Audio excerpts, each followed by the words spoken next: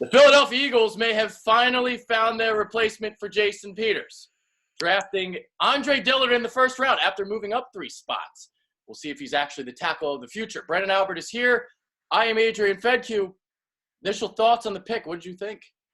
Thrilled. I mean, as a non-Eagles fan, I stood up and cheered for the first 2 picks for the Philadelphia Eagles because this is something that, Adrian, I was very vocal about when we were going into the draft process. I was saying I would rather be too soon of drafting offensive linemen than too late because, again, you have a fat contract coming up with Carson Wentz. The best way for Carson Wentz to play to his potential is for him to be healthy. How does he stay healthy? You keep the good offensive line around him. So I'm thrilled with this. I love the fact that they even moved up because it was a terrible secret that the Houston Texans were going to take Andre Dillard if he was there. So the Eagles made a very minimal trade, moved up, got their tackle for the future, and there's no question it's a great move for the Eagles. Yeah, and they take him over Cody Ford and Juwan Taylor as well. What did you think of that? Well, when we look here, Adrian, at the Juwan Taylor situation, there's a reason he slid to the second, and it's because a lot of teams were coming and failing his medicals with the knees. Some teams were even saying it's a one-contract situation, meaning he's not going to be playing in the NFL more than 5 years. So if that's the situation, I understand why you move him off the board. Cody Ford, he's probably more of a guard, and then if he does play tackle, he's probably more of a right tackle. So as far as a left tackle is concerned, where the Eagles were taking, yeah, it made total sense to say, look, if we don't get Andre Dillard, we're going to miss out on tackle this year. So let's make a very minimal trade, move up, and get our guy here. I thought that was a smart move. Yeah. So we'll get into the tape here. Now, my only things about him are this, okay? So I heard he got whipped at the Senior Bowl. He didn't play anybody in the Pac-12. Jalen Jenks was the only one that had basically, was he even drafted, Jalen Jenks? Do you know? He was. I want to double check where, but I know he was a day 3 guy, if I remember correctly. So basically, the only pass rusher he's seeing is Jalen Jenks, and this is in a historically great defensive line class. So he's not really seeing a lot of great edge rushers. Then he got whipped in the Senior Bowl. Now, the positive is this: he only started playing football in 8th grade, and if there's one guy who can mold his game together, it's Jeff Stoutland, the offensive line coach of the Eagles. You see the athleticism. We're going to show the athleticism on our film study. So there are a couple things. And the other thing is this. I want a bodyguard as a tackle. All right? I don't want somebody who is going to be all about finesse. I want somebody who's going to put somebody on the fucking ground. I want my guy sponsored by IHOP. I want pancakes, banana pancakes, chocolate chip pancakes, blueberry pancakes, everything.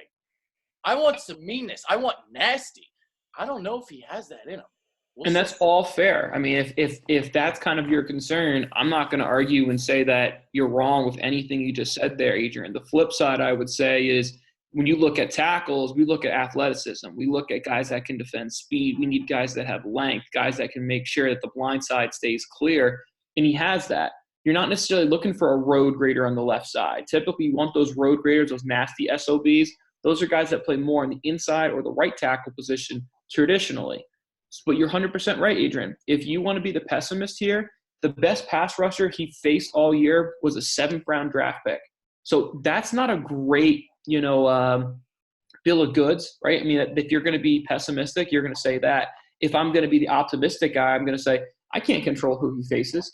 I can't control who's good and who's not good. All I can say is, do I think he can be a damn good left tackle? I absolutely do. So let's not worry about who he did or didn't play. Let's worry about what he's going to play in the NFL. Yeah. By the way, Eagles fans, I'm not being negative.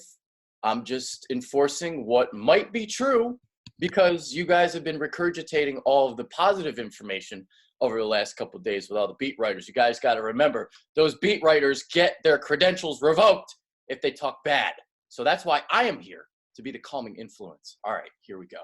Okay, now, I like the pick because like we talked about, they addressed offensive line early, and that was something that they really needed to do because it was an offensive line class that wasn't really that good after a certain point, and they get their guy. So Andre Dillard is that guy. So now we're going to get into the tape, and we're going to see the athleticism, and you talk about the speed rushers and handling those guys that are going to be able to bend the edge. Well, you can't really bend the edge on Andre Dillard because he's got so much fluidity, flexibility, quick feet, and then the hand placement, and then the arm length, the extension he gets. It's all very, very impressive. Totally agree. And let's go ahead and start this. And I think the one thing we have to talk about here, folks, is people are going to say, "Oh, well, how can you talk negative?" Or, Adrian's talking negative. But here's the truth, folks. He wasn't the number 1 pick overall. Okay, so there's holes in his game. That's the reality of it. Even the guy who's number 1 picks, there's going to be holes to the game. But let's talk a little more about Andre Dillard here, left tackle for Washington State. We got him right here at the left tackle position. Does a really nice job here as getting square. And you can see here, good lockout of his arms. This is one of the things he's really consistent at, using that full arm extension. And this is why it matters, especially at the left tackle position. Arm length matters more than probably people realize here. And it's a great example here of him locking out and then being very, very fluid with his feet, being able to slide laterally. And let's go ahead and play this one back from the start. Oh, Adrian's face got in the cut. But you'll see here, it does a really nice job of sliding his feet, doesn't cross over, boom, slide. Okay, got help from the guard, and now we're in a good spot here. And there's that 7th round defensive lineman there, Jalen Jenks. Yep. Now, this is going to be a quick set. So quick set stuff, this is going to be more for a quick game, 3-step drop, or for the Philadelphia Eagles, RPO. It's the same exact type of idea. So how quick can we get our hands out on our opponent and control him? Does a nice job. Again, you can see there. Consistent with getting that full arm length out on our opposition. Really nice job here. Yeah. So see it again. Yeah, sorry. Go ahead, Adrian. I was just going to comment on that. So we're going to have a couple clips of that where he gets the quick hand placement right on the pass rusher immediately, and the arm extension. And this is very consistent. You'll see throughout all of his clips. So that is something that I have noticed. So the finesse, all that, the quick feet, he has all that. Nobody turns the corner on him. I didn't see one guy turn the corner on him. Not one pass rusher. That's probably why he was graded number 1 on PFF's tackle list. Yeah, I mean, again, from a tackle perspective, hey, it absolutely checks the boxes. He's very, very athletic. He's very, very fluid. He's not a road grader. He's not a tough SOB. He's not going to be the hog molly. The flip side, again, Washington State's probably got 70 to 75% pass. So if you're the kind of guy who's going to say, well, he's not a good run blocker, I also could say, okay, well, is it fair that he was just never asked to do it? Because even in practice, if they're not if they're not running the ball in the game, what do you think he's going to do in practice? It's not going to be run blocking. So, he does have a little bit of development there, Adrian. Yeah, and we're going to show a clip here. Now, it's a shovel pass. It's not a run play, but it's so hard to find the run clips for Andre Dillard. But you see what Jeff Stoutland has to work with the athleticism. So what we're going to see is we're going to see him get to the second level. We're going to see him locate and block a defender. But, we'll see if Jeff Stoutland can get all that game out of him in the run game, because he's not a road grader like you talked about. He's going to be a guy that you got to get him on the move and find guys in space, use his athleticism on the boundary and stuff.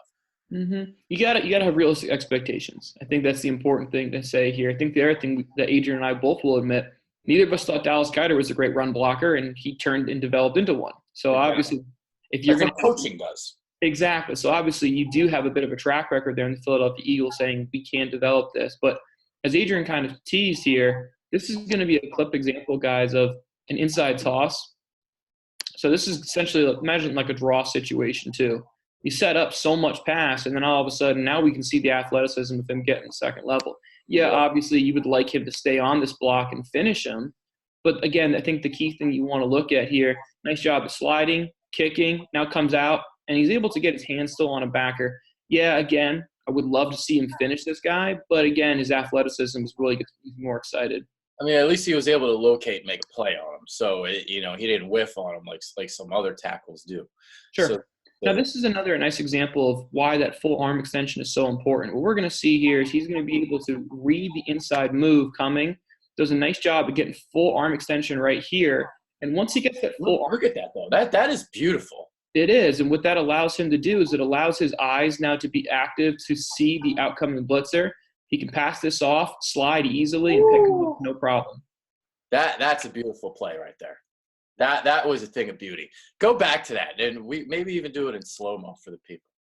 Do you have slow-mo options? We do not have slow-mo, unfortunately, Adrian. Okay. Well, we'll just play it again.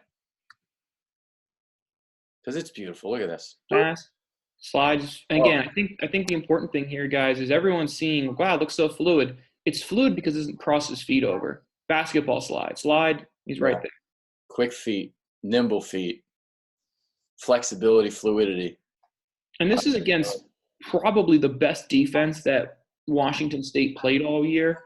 Yeah, maybe Oregon isn't exactly Alabama or LSU, but if this is the highest level of competition, he's still holding his own here. Yeah, and here we go. There's that. Oh, look at the extension there.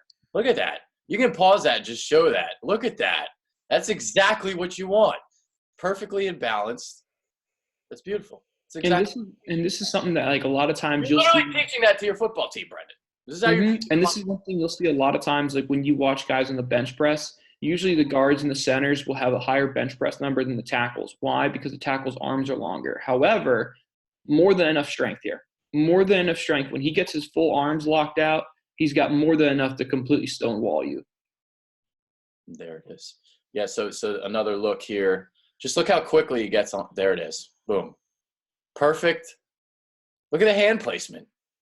Hand placement, Right good on the bend here numbers. in the knees. We're the low man here. Low man wins. Just Yep. checking all the boxes what you want, Adrian. The hand placement, it just immediately lets him win the leverage advantage. All that. All right, so what do we got coming up here? Now we're going to pick up and talk more about the ability to deal with counter moves and talk more about more quick hands. So again, this is going to be like a quick game situation where we're probably telling our quarterback, hey, it's a 2 to 3 step drop tops, get the ball out. So that tells me as a tackle that I'm expecting the ball to come out quick, which means I don't necessarily need to go through a full pass set. But the only reason you can do that is if you have tackles who are able to move laterally quickly. That's why we see the guys take drop steps back, because it's going to buy a quarterback a little more time. If I have a tackle who's really, really athletic, I can tell him, hey, let's just quick set this, and then we'll just basketball slide and mirror him. And this is a great example of exactly that. Slide, no crossing of the feet. Great job here. Yep. All right, one last clip. And this is – okay, I guess there was another one. I missed that one. Okay, well, the one thing we're going to talk about to close here, and another worry that I have at the NFL level is the bull rush. Mm-hmm. And, his lower half, he's going to have to work on that, strengthen that a little bit. So what did you see in his tape with the bull rush here? Is this something you see that's relevant? Because I saw him getting pushed back a little bit pretty routinely here. And again, he's not really facing anybody that's great in the Pac-12. Yeah, you're right, Adrian. And again, Andre Dillard, really good from the upper half, consistent with using full arm extension, has those long arms, has enough strength to stonewall guys in the upper half. It's the lower half we want to see. We want to see a little more bend. We want to see a little better job at being consistent at dropping anchor in the lower half. That's what really stops the bull rush here. Typically, what you're confident and you're comfortable saying is if we get a bull rush, we go like 3 yards tops is typically what I've had most high-level offensive line coaches at SEC, ACC schools tell me is where we're comfortable with a bull rush. Anything more than 3, we're starting to eat into our pocket. And I say 3 because on a 5-step drop, a quarterback should be getting 3 to 5 yards. Yeah. But once we get into 4, now all of a sudden he's starting to get into, in the tackle, it's starting to get into the pocket of the quarterback. So what we're going to see here, all right, I think we can pretty much agree here where he ends his set is probably going to be at about the 18.5, to 19-yard line here. By the time the bull rush is done with us, we're getting to like the 14. Yeah. And that's me being probably a little pessimistic, but I still think that the point holds true. That 4 to 5 yards is not ideal you have here. Again, maybe it's just one clip here, but I think we all can agree here that Andre Dillard, his biggest weakness is in the lower body, being more explosive and being able to drop anchor when against the bull rush. And then, of course, using that lower anchor to be able to drive blockers off the ball. That would be the biggest pessimistic and negative things I would say about Andre Dillard. But overall, Adrian, still a fantastic pick for the Philadelphia Eagles. Yeah. And I'm looking at teams like Washington, for example. You got a lot of power on that defensive line. Yeah. Jonathan Allen, Deron Payne, Matt Ioannidis. These are guys that might be able to push him back a little bit. So that's the kind of like real life example you want to use here in the NFC East. You look at the Redskins in that matchup. That might be something that might be tough for Andre Dillard. Yeah, you're right, Adrian. That's probably a tougher matchup, of the grouping there too. But, I think it's a very real situation, Adrian, that we see Jason Peters move to the inside sooner than later. Because, again, I don't think Andre Dillard is a guard. I don't think he has that explosiveness, that physicality. So then I say, okay, well, I'd rather him play tackle. I know Peters is an all Hall of Famer at tackle. But the first thing that goes with age with tackles is the ability to defend speed. It's never the physicality. So I would rather just slide him into guard, let him be an uber athletic guard, have him and Brooks be probably the two best guard pairing in the NFL, and then have Andre Dillard come in at tackle when time is ready. And Doug Peterson has talked about that in the past, about potentially eventually moving Jason Peters to guard. Whether or not that will happen, I don't know. But maybe next year, if Jason Peters wants to come back, you slide him in at left guard, and there's Andre Dillard as your left tackle.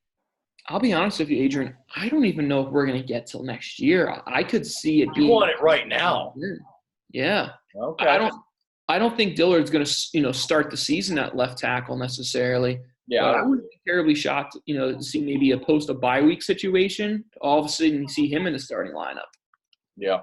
Okay. All right. So you love the pick. You were jumping up and down.